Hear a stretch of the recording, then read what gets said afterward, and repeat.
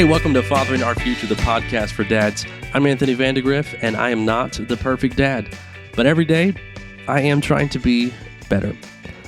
Feels good to be back in Texas. I was in Washington, D.C. this past week fighting for you. I was meeting with the president, trying to get gas prices down, trying to fix inflation and all that fun stuff. In actuality, I was there with my wife because she had a work conference and I'm her husband. So I was just kind of there. I didn't have anything to do, but I did have some big plans. And I do want to share my reflections on my trip to Washington, D.C. What this will not be is 10 reasons why you should visit D.C., even though I do recommend it. These are my reflections in reference to men, in reference to our identity as dads. So this is what I want to talk about today. And I do have, let me go ahead and throw in this bonus clip for you, this bonus tip rather, because I knew for a couple of months that we were going to make this trip to D.C., and I was pretty excited about it because it was just going to be me and my wife. We weren't going to have the kids, which it's nice to get the break, but I knew my wife would be working essentially 8 to 5 every day at this conference for the certification that she was getting. And I thought to myself, this is a fantastic opportunity for me to do a couple things. So I thought, you know what? I'm going to establish a routine. I'm going to wake up in the morning. I'm going to go to the gym. I'm going to work out. I'm going to go find a close by Starbucks or a little coffee shop, and I'm going to be the talk of the town for the week. I'm going to make friends with the locals, and I'm going to have a fun week. And while I'm there at the coffee shop, I'm going to get a lot of work done. I only plan to have maybe 1 at max 2 days where I was actually going to go tour DC. And the rest of it, I was going to be working on the podcast because I've got big dreams and goals and ambitions for the podcast. I want it to be an organization. I don't want it to just be you listening to me. I want it to be a team of men where we are working as a community to do this community effort to help dads so that together we can better father our future. And I thought, I'm going to get this down the field so far in this week where I just have isolated, focused time to do this. Well, the first little bonus tip that I want to give to you is you need to be able to adjust. Maybe my body just knew that it was no longer in Texas. I can't explain it, but the first morning I went to the gym, I ran 2 miles. As soon as I got off the treadmill, I was like, oh my word, I just felt like crap. It was no good. I don't know how else to explain it. I don't even know how to tell you exactly how I felt or what I had. I just felt like I was carrying this yuck around and nothing could really fix it. I don't know. It was just really unfortunate. It really kind of messed things up because it's kind of hard to focus when you're all clouded in your head and when you don't feel great, you just kind of want to lay down. And I felt like I needed to do that on some occasions so that I could maybe get past this and have some good time to focus on fathering our future.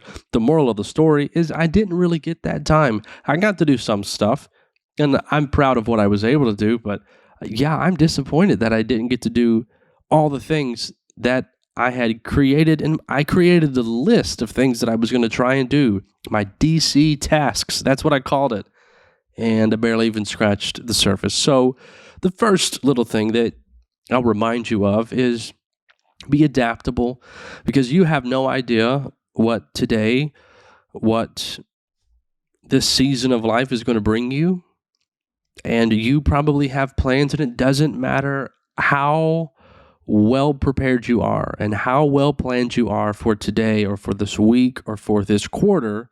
It doesn't matter because life is going to throw some curveballs at you and you've got to be able to call the audible and make the adjustment. So that's the bonus tip for you. But the 2 things that I want to focus on, they deal primarily with identity and mission. These are the things that I want to focus on. We'll start first with identity because I think it's important that we recognize as men that as we progress in our life, and what I mean by that is as we get married, as we then have children, our identity as a man morphs.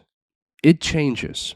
You, as a father, are not the same person you were as a 18, 19, 20, 21-year-old young man. You're not. I am not. When I was at that point in my life, I think I was playing basketball 4 to 5 nights a week minimum. I was going to the movies all the time. I was out at a restaurant nonstop. And it's not that I just had money to get it. I'll confess, I was a bit of a mooch, and I was really good at getting free food. And I'm going to leave that conversation at that. But I was always out, always doing something, rarely ever at home, always trying to plan the next trip. That's how I was when I was young, dumb, and single. But as I got married, a lot of that changed. From the time that I got engaged, I don't think I have been to play basketball in a group setting since I got engaged. And it's not that my wife keeps me away from it. She was more important. It was more important to me to be able to talk to her because of our time difference than to stay out late playing ball with the guys. And so my life started to change even before I got married. But the point is that as you progress in life and you become a husband and you then become a father, your identity changes. You don't just start to wear a new hat to where, okay, now I'm a husband, but I'm still going to do whatever it is that I was wanting to do. Those relationships fail. They fall apart. They don't last because as your identity changes, everything else, your habits, your tendencies, what you do has to change with it. And this became a little more visceral to me while I was in D.C. because D.C. really is the downtown area. That's where I was. It is a beautiful city. The architectural integrity of every building is fascinating. Even just little apartment complexes are just beautiful compared to other ones that I see here in the DFW area. It was beautiful to just walk the streets, even the landscaping. Everything about the downtown area was refreshing. The weather was nice. It wasn't too hot. There's lots of shade. It's beautiful. And then the history that's there, the buildings that I got to walk and look at. I mean, there was the Lincoln Memorial, which is just fascinating in and of itself. That was the only thing that I got to see. But then I get to see the Capitol building, which is beautiful. It's huge, but you can see it from all these different perspectives. We walked past the White House. I think the only thing that I didn't see was the Jefferson Memorial, which I could see it, but I never got super close to it. We walked and we looked at all of these statues and all of these monuments that they had.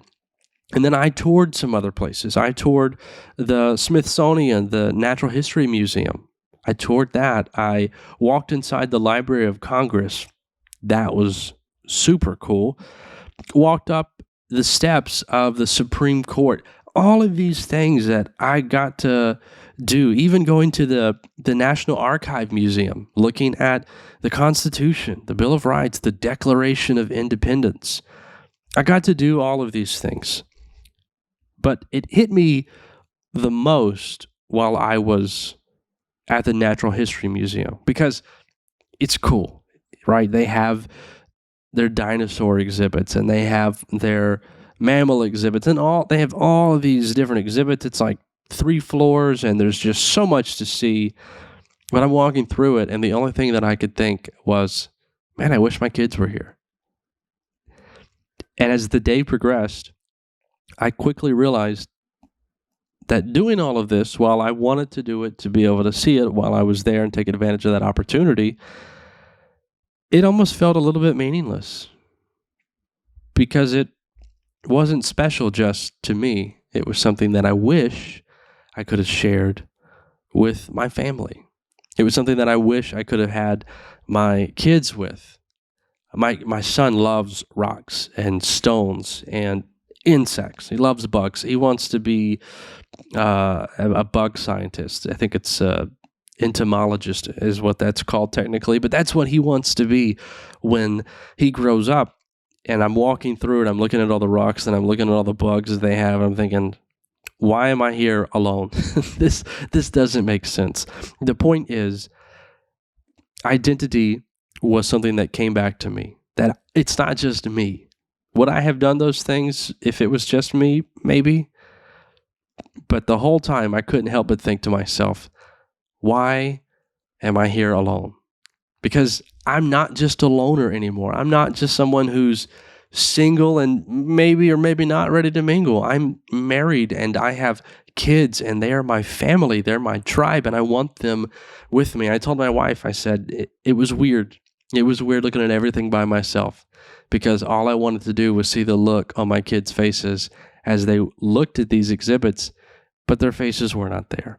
So in that, I just want to bring forth a reminder of you're not who you used to be.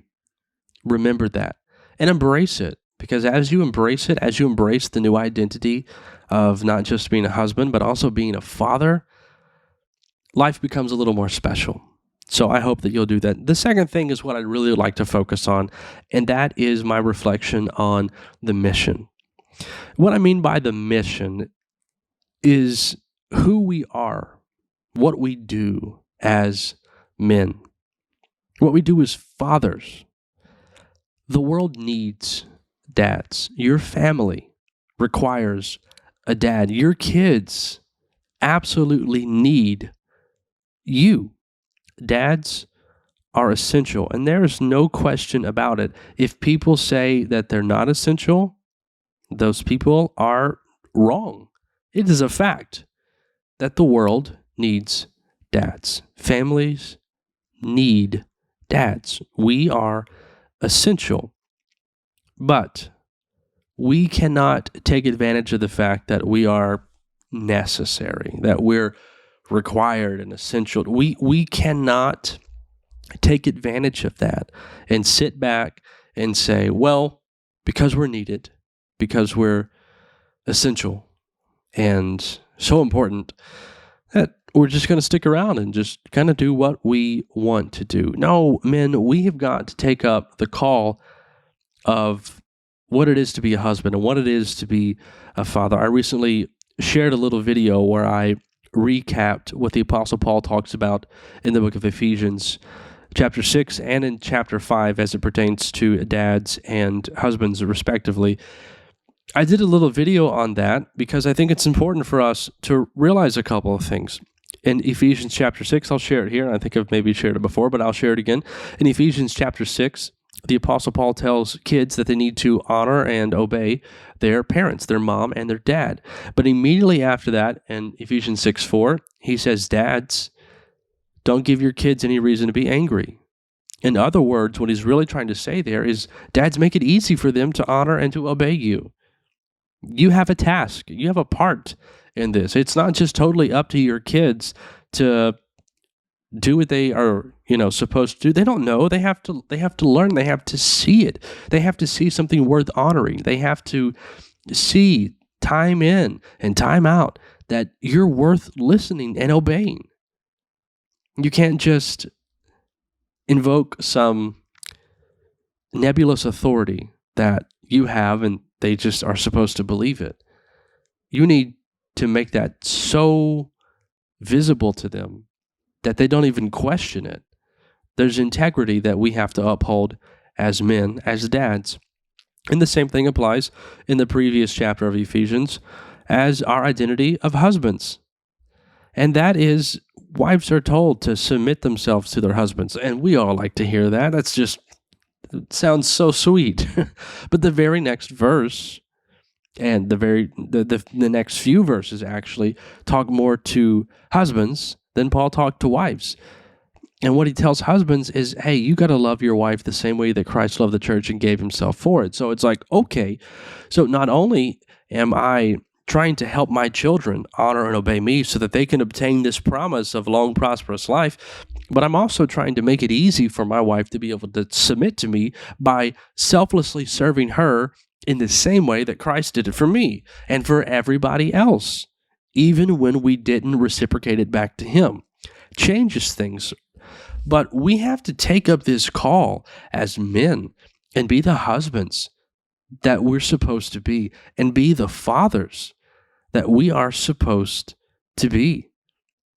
We can't just continue to sit back, because as the world begins to question the necessity of men in general, everything is so fluid now.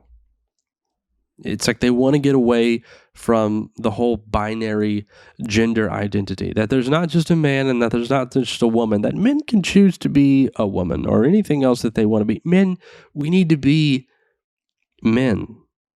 I don't understand how our society has gotten to this place, but this is where we are at. And it's in this moment, it's in this time of our existence that being the men that we are supposed to be is vital, it's critical. And we don't need to be offended so easily at probes and attacks that come our way. We need to hold our head up high. We need to have some character and some integrity, and we need to know that we're on a mission.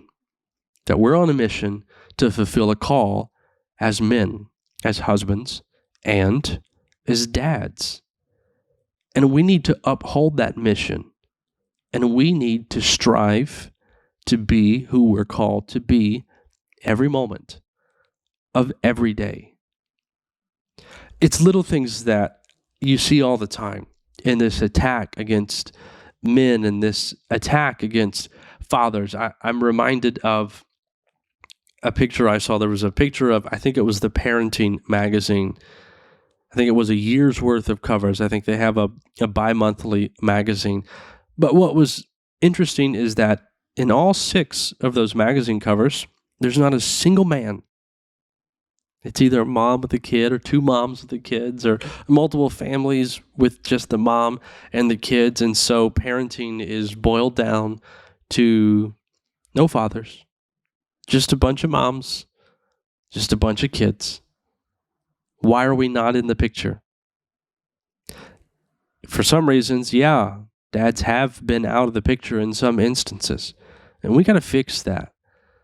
We've got to change that. We've got to be involved. We've got to be a part of the family because the family requires us. Without the full functioning family of the husband, of the dad, the wife, the mother, the children, without that makeup of the family, there are so many problems that just start to manifest. We've all heard the stats on kids that grow up in broken homes, in divorced homes, where even if it's not divorce, even if it's after the loss of a parent, single parent homes, those kids, statistically, they're at a disadvantage. There's a likelihood that they won't be able to achieve as much as a kid who grows up with both his mom and his dad. Dads, we've got to be in the picture. We've got to be involved. You just being there, even potentially being a lowlife, but just being there might be better than you being completely out of the picture. Now, I don't want to promote that per se, but you need to be involved and present. And if you do that, you're doing so much for your kids. It just goes above and beyond. Even other little things, like with the comparison of men and women, it's almost as if men have had a lot of opportunities, and when things get tough, we just kind of stop. It's like the educational statistics with men and women. Women are more likely to graduate college, to attend college, than men are. The percentage of women who start college and actually graduate is about 10 points higher than men who start college and graduate, at least at the 4-year degree, the bachelor degree level. And for a while, it used to not be that way. Sometime in the 70s, it definitely wasn't that way. Men ruled that. And I'm not saying that we need to rule everything. I'm not saying that we have to be at the top of the food chain in every category. I don't think that that's right. I think women will rank higher than men in some instances. And that's okay, because that's how it should be, because we're different. Men and women are different. Not a popular thing today, but a truth that we need to remember. We are different, but men, where we should be involved, where we have opportunities to do great things, we should do it. We should stick with it. If you have the opportunity to get an education, then get an education. Don't say, well, they really make it easy for women and for minorities, and I'm a white man, and this is going to be really difficult. Don't do that. That makes you part of the problem. You should have a standard of excellence in everything that you do. Don't say, well, the world's against me. So what? Even if they are, you fight for what's right. You work hard. You have a standard of excellence. I want us to pursue the mission. While I was there, I got to visit the Holocaust Museum. I got to visit the Museum of the Bible. Totally geeked out there because I'm a Bible nerd. But I thought it was astounding going through those places. So first, with the Holocaust Museum, you have not only Jewish people that were impacted by the Nazi regime, but you have Jehovah's Witnesses. That was a group, and I thought it was interesting what I read about them. They actually had the opportunity to not be persecuted by the Nazis as long as they would turn away from their beliefs. And what I was reading said there's not a single one of them that did it. They suffered because they were not willing to budge, even an inch, on what they stood for. What dedication, what passion and zeal. And that's what we need to have as men when it comes to our mission. And in the Museum of the Bible, again, as a Bible nerd, the whole thing was fascinating, and I wish I had at least a full day or possibly even a full week to just go in and just take in everything. But these men and these women who fought for the Bible, to keep it around, to keep it in circulation, to get it across borders into different languages, and to just keep it and to continue to promote the message. The people who did that, who were willing to risk their life for the greater good so that the gospel could continue to go forth. It was motivating and humbling and so many other things. But I walked through that, and then in reflecting back on that and reflecting on my identity as a dad, it gave me this reignited passion to pursue this mission. I'm not perfect. I'm going to make mistakes. I cringe when I do, and I catch them in real time. But I'm still working to be better every day because I know that the future depends on it. There was a quote that I saw engraved in a stone block underneath the statue, and I read it, and I stopped, and I read it again, and I just recited it in my head all the way back to my hotel. The quote said, "The heritage of the past is the seed that brings forth the harvest of the future." The heritage of the past is the seed that brings forth the harvest of the future. Dads, the things that we do today will determine the culture of the generation to come. The habits, the interests, the decisions. The world of tomorrow hinges upon our decisions. What we do in our homes, how we choose to raise our kids, what we teach them, what we instill in them, what principles we allow them to see in how we live our lives. The heritage, the legacy that we are leaving, that is going to be the seed that blossoms into a harvest in the future. Father in our future isn't just some cool name. It's the mission. It's what we're doing. It is the reality of what we are doing as dads. And you might never see your work come to fruition. The labor and the challenge of being a father. I know it's tough work.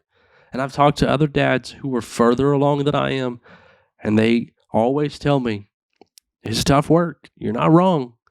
It gets fun. We're in this. We are in this. And it is a challenge. But there is a future that hinges upon what we do in the home, how we live as fathers, how we treat our wives as husbands. So this is what I want you to take with you. I want you to know that what you do as a father matters. And it doesn't exclusively matter to your kid or your kids, because one day your children will grow up, be adults, go out in the world, and they're going to start to impact and interact with other adults, with other people.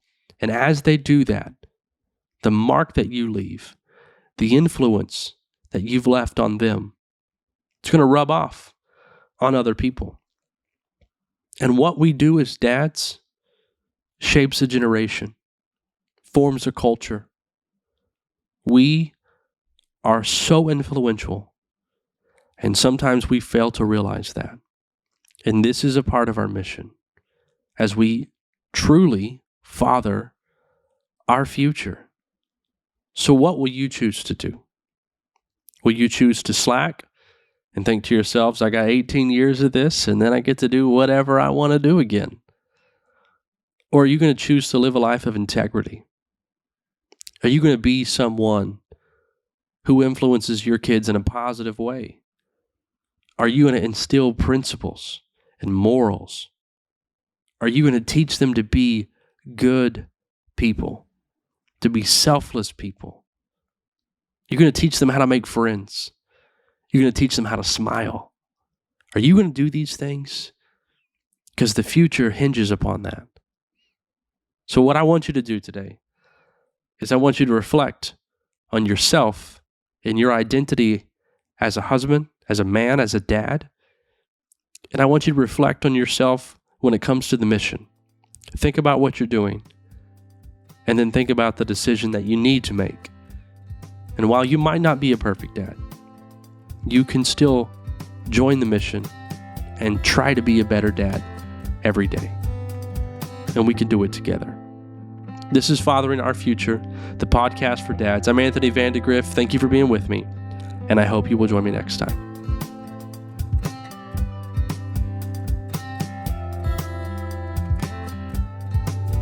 Hey, thanks for watching today's episode. I hope it has blessed you and challenged you to strive to be a better dad every day. And if you'd like more great content like this, just subscribe to the channel.